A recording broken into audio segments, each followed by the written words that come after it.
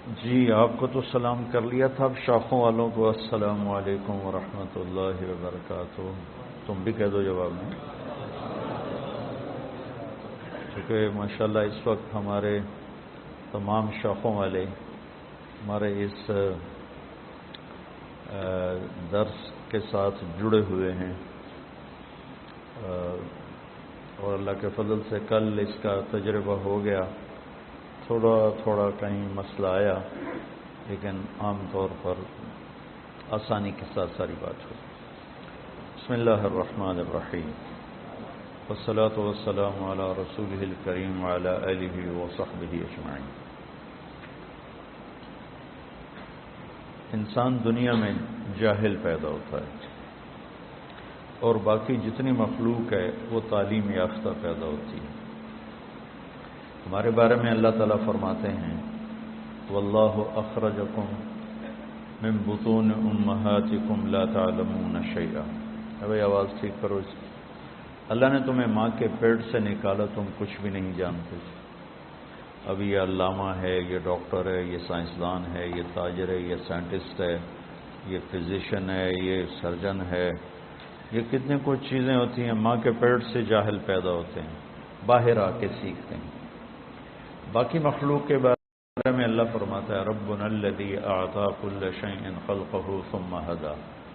اللہ نے ہر چیز کو پیدا کیا اور اسے ہدایت دی، علم دیا۔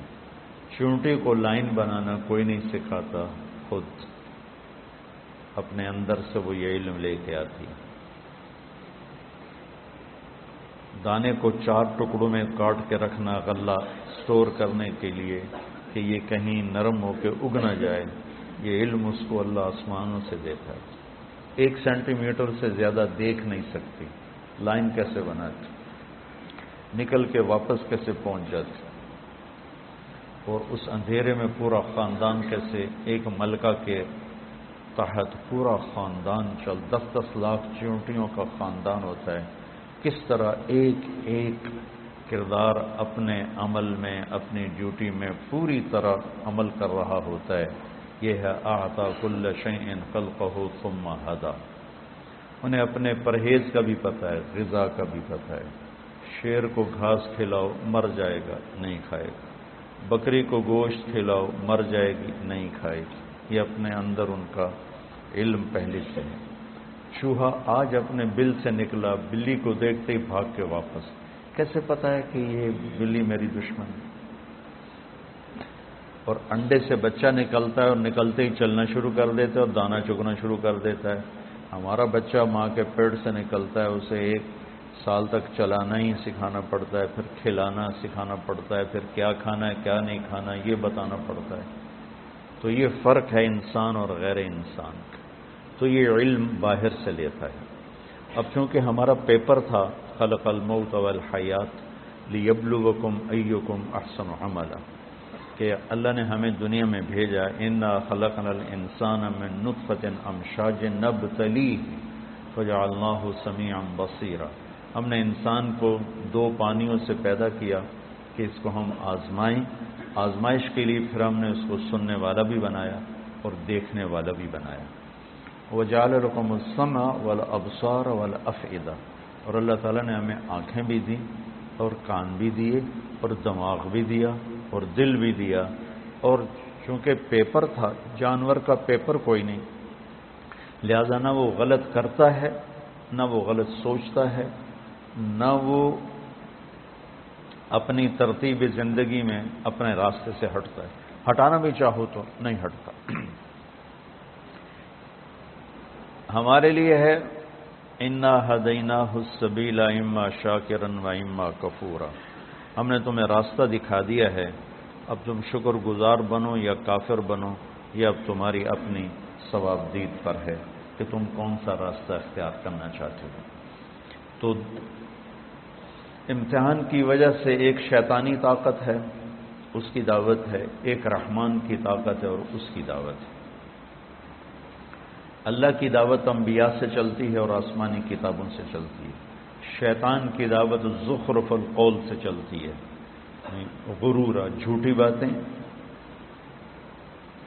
غلط چیزیں لیکن پیش کرنے کا طریقہ خوبصورت، جھوٹ کو، زنا کو، شراب کو، چوری کو، ڈاکے کو، غیبت کو، رشوت کو، حرام کو اتنا خوبصورت کر کے پیش کرتا ہے کہ لوگ جانتے ہوئے بھی خریدار بن جاتے۔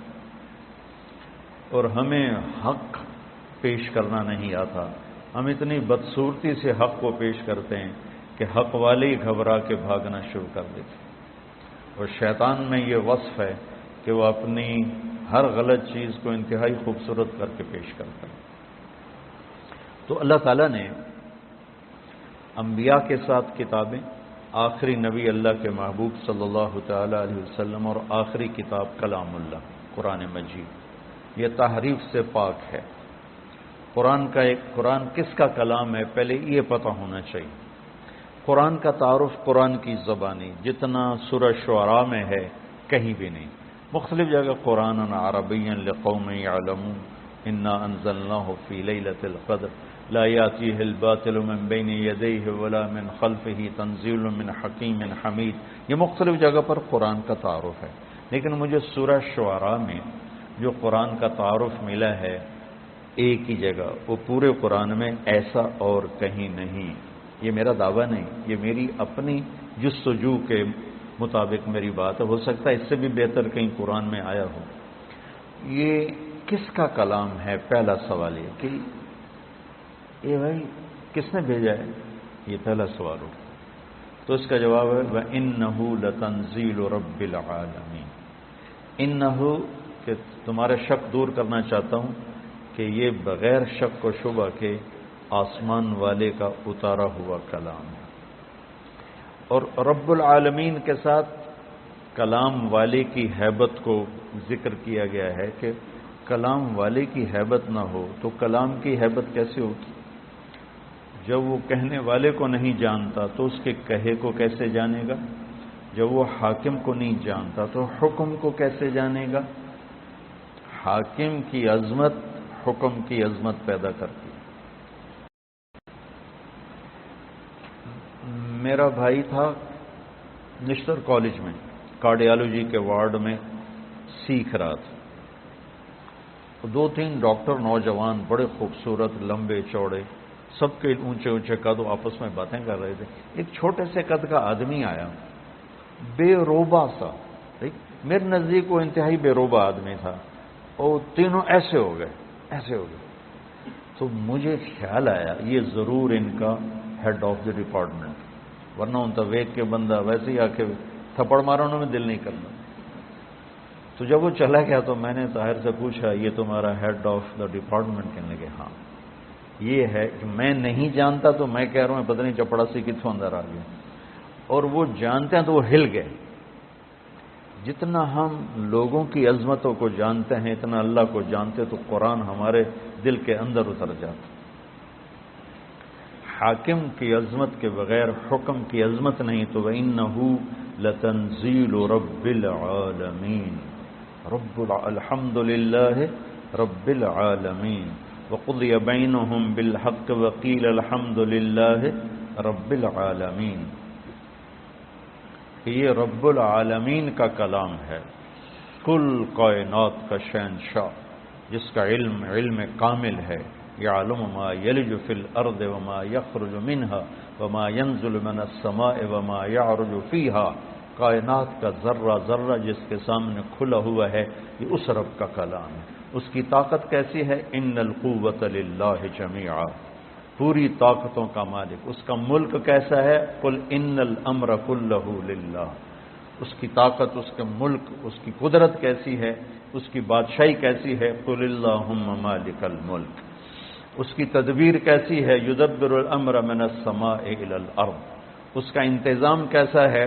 لا تاخذہ لا یؤودہ حفظہما، نظام چلاتا کیسے ہے؟ لا تاخذہ سنۃ ولا نوم، ہر ایک پر اس کی نظر کیسی ہے؟ لا یعزب عن ربک من مثقال ذرہ، اندھیرے میں اجالے میں کوئی فرق تو نہیں پڑتا؟ تو نہیں، سواء منکم من اسر القول ومن جہر بہ ومن هو مستخف باللیل وسارب بالنہار۔ تو وہ ایک ہی وقت میں ساری کائنات پر ایسا حاوی ہے کہ کہ نہ غافل ہے، نہ جاہل ہے، نہ ظالم ہے، ظلم سے پاک ہے، جہل سے پاک ہے، غفلت سے پاک ہے۔ فَإِنَّهُ يَعْلَمُ السِّرَّ وَأَخْفَى، اتنا علم کامل ہے کہ زور سے بولو تو سنتا ہے، آہستہ بولو تو سنتا ہے، ہونٹ بند کر کے بولو اسے بھی سنتا ہے۔ میں نے ہونٹ بند کیے، میں نے کچھ کہا، میرے کانوں نے نہیں سنا، اللہ کہتا میں نے سنا ہے۔ تو پہلی بات یہ ہے کہ دل کو اللہ کی عظمت سے بھرنا ہوگا، تب قرآن کی عظمت آئے گی۔ اور ہم تمہیں جیسے پڑھاتے ہیں وہ ہوتا ہے قانونی طریقہ، اصطلاحی طریقہ، تو وہ اللہ کی عظمت تو نہیں آتی، اللہ کی پہچان ہو جاتی ہے، عظمت نہیں آتی، اس لیے قرآن میں ہلاتا نہیں۔ میں نے جو عربی شروع کی تھی اس لیے کہ تم قرآن کے ساتھ جڑ جاؤ۔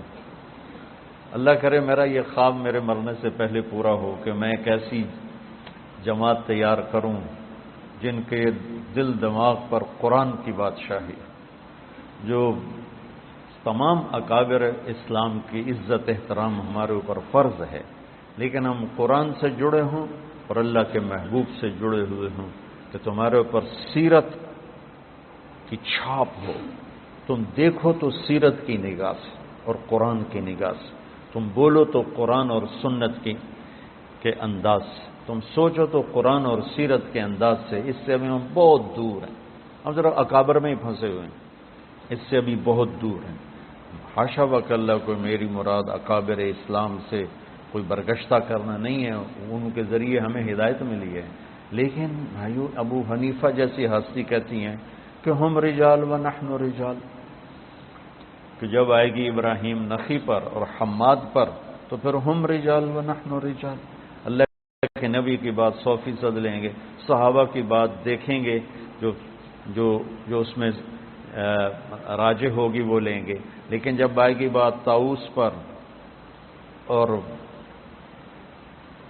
مکحول پر اور ابراہیم نخعی پر اور حماد پر تو پھر ہم رجال و نحن رجال۔ کیا خوبصورت بات، یہ نہیں کہ انہوں تکبر ان کا وہ بھی جستجو کریں گے، ہم بھی جستجو کریں گے۔ تو اللہ کی عظمت اللہ کے تذکروں سے زندہ ہوتی، پھر قرآن کی عظمت پیدا ہوگی۔ وَإِنَّهُ لَتَنزِيلُ رَبِّ الْعَالَمِينَ، یہ لایا کون ہے؟ اللہ تو آسمانوں پر ہے، نبی ہماری زمینوں پر ہیں، تو یہ کون لایا ہے؟ تو اس کا جواب ہے نزل بہ الروح الامین۔ کس کا کلام ہے؟ انہ لتنزیل رب العالمین۔ کون لایا ہے؟ نزل بہ الروح الامین، جبریل فرشتہ۔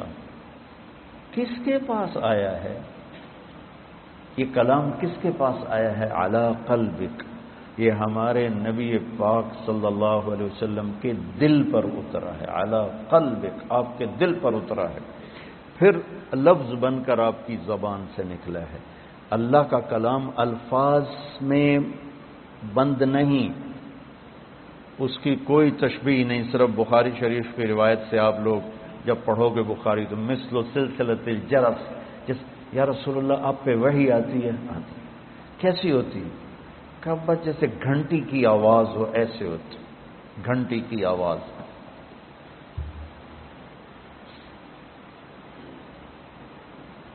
پھر جب آپ ہوش میں آتے ہیں تو وہ الفاظ بن کر زبان پہ آتے ہیں۔ یہ اللہ کی زبان سے تورات نہیں نکلی، اللہ کی زبان سے زبور نہیں نکلی، اللہ کی زبان سے انجیل نہیں نکلی، آسمان پہ لکھوائی گئی کتابیں اور اتار دی گئیں۔ کلام وہ ہوتا ہے جو زبان سے ادا ہو۔ قرآن میرے رب کی زبان سے نکلا ہوا کلام ہے، اور کائنات کے بنانے سے 2000 سال پہلے نے پورے قرآن کی تلاوت فرمائی، پورے قرآن کی تلاوت فرمائی۔ سبحان اللہ، پتہ نہیں کیا وہ انشاءاللہ جنت میں سنیں گے، اللہ ایمان کے ساتھ لے جائے تو جنت کی سب سے بڑی نعمت وہ اللہ کا دیدار ہے اور اللہ کے زبان سے اس کے کلام کا سننا ہے۔ جب جنت کی حوریں بھی گانا سنائیں گی، ساز بجے گا، جنت کے درخت ساز بنے۔ پھر داؤد علیہ السلام سنائیں گے تو جنت کے درخت ساز بن کے بجیں گے۔ ہمارے نبی سنائیں گے تو جنت کے درخت ساز بن کے بجیں گے۔ جب اللہ پردہ ہٹائے گا، اپنا دیدار کرائے گا، اپنا کلام سنائے گا، پھر درخت بھی سنیں گے، نہریں بھی سنیں گی، دریا بھی سنیں گے، پتہ بھی سنے گا، تنکا بھی سنے گا، جانور بھی سنے گا، پرندہ بھی سنے گا، اور آپ بھی سنیں گے۔ ایمان والے بھی سنیں گے، ایمان والیاں بھی سنیں گے۔ تو اس میں ایسے گم ہوں گے کہ انہیں جنت کی یاد ہی بھول جائے گی۔ تو تورات زبان سے نہیں نکلی، انجیل زبان سے نہیں، زبور زبان سے نہیں، لکھوائی گئی، اس سے تو تبدیل ہو گئی اور وہ مٹ گئی۔ اگر وہ اللہ کی زبان سے نکلی ہوتی تو کبھی اللہ کے کلام کو بدلا نہیں جا سکتا۔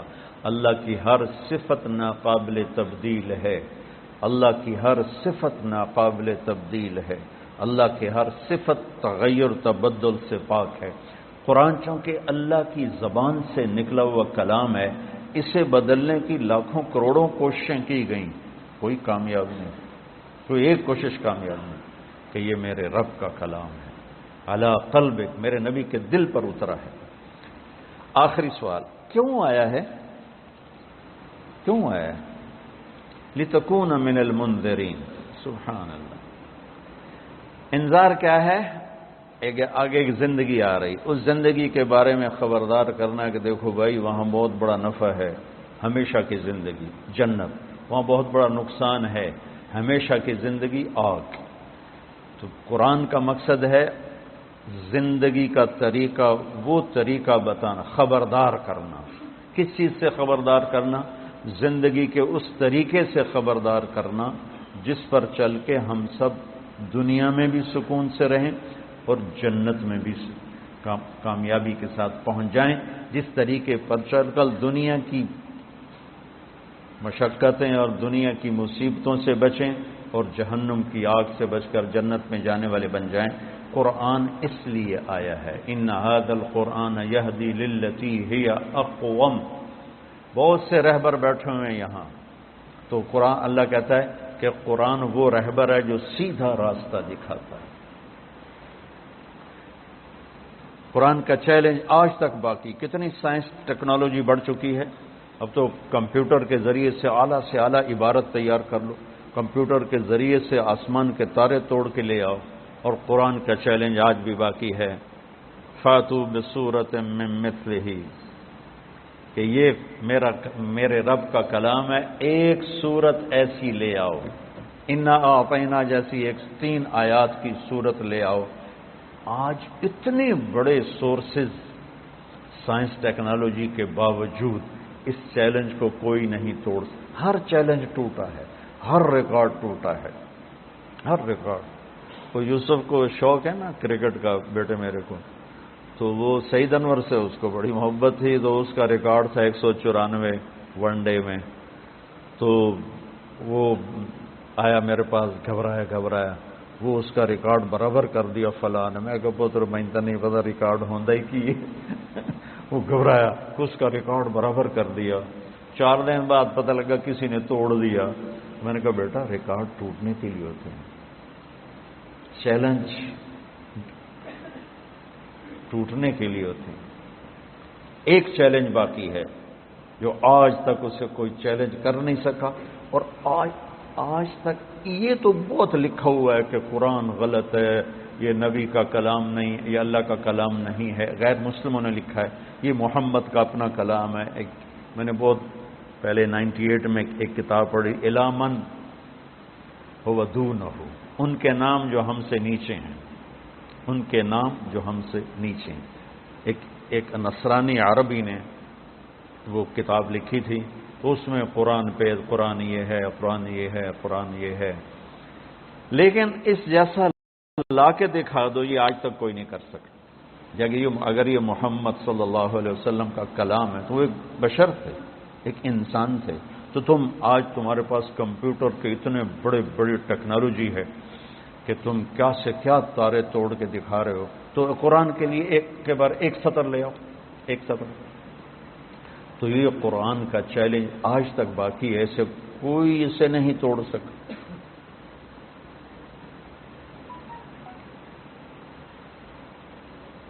قرآن کی عظمت، اللہ کی عظمت کے بعد قرآن کیا کہتا ہے تو وہ سمجھ میں شکر ہے درس قرآن کا رواج پڑا ہوا ہے اور اللہ کے بندے بندیاں سنا رہے ہیں اور اللہ کے بندے بندیاں سن رہے ہیں، بہت اچھی بات۔ کسی بھی نیکی کو چھوٹا نہیں سمجھنا چاہیے اور کسی کی بھی مخلصانہ محنت کو حقیر نہیں سمجھنا چاہیے اور کسی پر ایسے حقارت والی تنقید نہیں کرنی چاہیے، پتہ نہیں کس کو کہاں سے کیا ہدایت مل جائے، جو میرے اللہ کا نظام ہے، میرے اللہ کی بات۔ تو ایک سلسلہ چل رہا ہے، لوگ آ رہے ہیں، فائدہ بھی اٹھا رہے ہیں۔ پورا فائدہ کب ہوگا؟ جب اللہ کی ہیبت طاری ہوگی اور کلام کی ہیبت طاری ہوگی، پھر ایک دم دل دماغ جھکتے چلے جائیں گے۔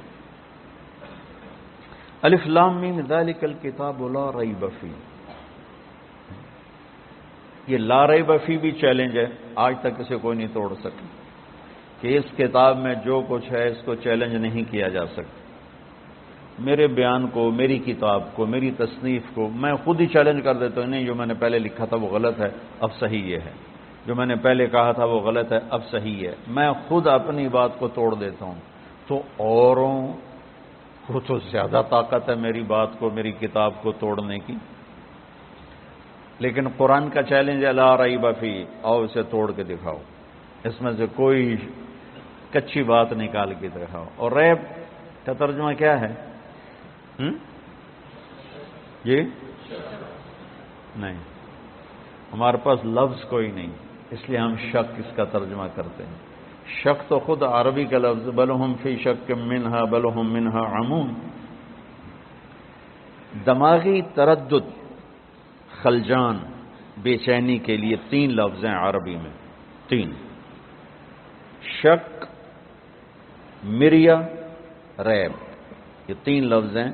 دماغ میں کوئی چیز اٹک گئی ہے، واضح نہیں ہو رہی، اس کے 3 درجے ہیں، ان 3 درجوں کے لیے 3 لفظ ہیں۔ شک جب انتہائی شدید کیفیت ہو، کچھ پتہ نہ چل رہا، اس کیفیت کو عربی میں شک کہتے ہیں۔ مدرسہ حسنین جانا ہے، وہاں چوک پہ کھڑے ہوئے ہیں، کوئی پتہ نہیں، ادھر جانا ہے، ادھر جانا ہے، ادھر جانا ہے، اس کیفیت کو شک کہتے ہیں۔